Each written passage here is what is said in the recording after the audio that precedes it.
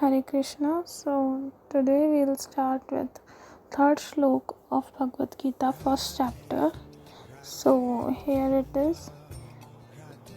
Pasyaitam Pandu Putranam Acharya Mahatim Chamam Vyudham Drupad Putrena Tava Sishyena Dhimata.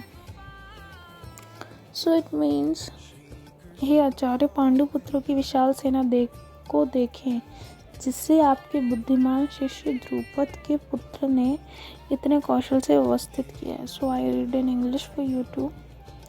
O my teacher, behold the great army of the sons of Pandu, so expertly arranged by our intelligent disciple, the son of Drupad.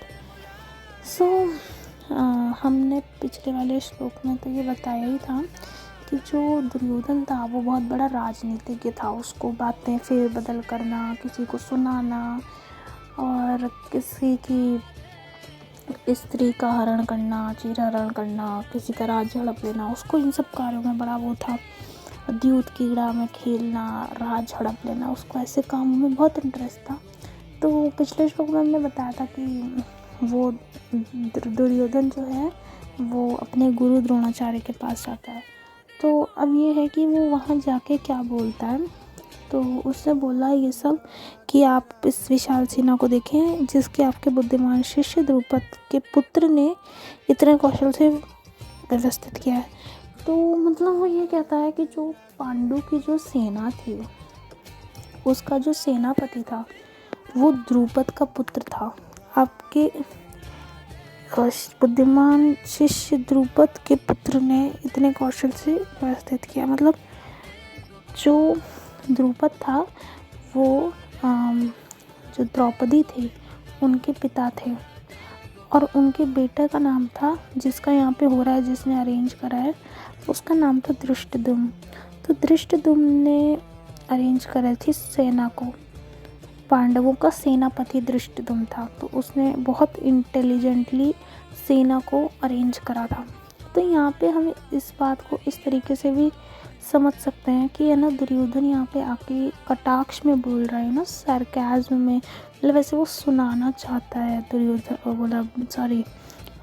Dronacharya जी को कि देखिए आपके है ना द्रुपद के पुत्र ने देखो क्या करा, इतने कौशल से व्यवस्थित किया है. कि मतलब अब उसकी हालत ख़राब हो रही थी ना देख के, इसलिए तो मतलब वो इसलिए मतलब सुनाना भी चाहता था. क्योंकि जो द्रुपद थे,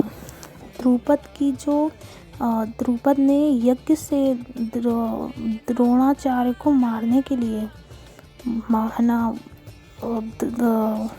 उसको निकाला था, धृष्टद्युम्न को. तो उसके बाद द्रौपदी भी यज्ञ से आई थी, तभी वो यज्ञ सैनी भी कहलाती थी. तो मतलब बात यह है कि यज्ञ से उसको बुलाया था.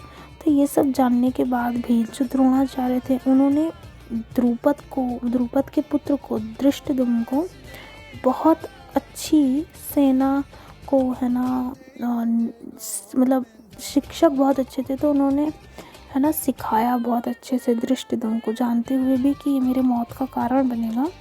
फिर भी ये सब जानते हुए भी द्रोणाचार्य ने उनको सिखाया, बहुत अच्छे से सिखाया सब कुछ तो द्रुपद के बेटे को.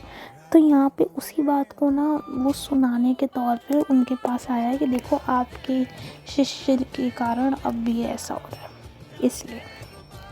सो बस इस श्लोक में इतना ही है. वील सी फर्दर कि अगले श्लोकों में कि उन्होंने आगे के श्लोकों में किससे क्या क्या कहा दुर्योधन ने और फिर अर्जुन ने क्या कहा. Hare Krishna. Thank you so much for listening. Please like, subscribe and share my video to all to get immense blessings of Krishna. Hare Krishna.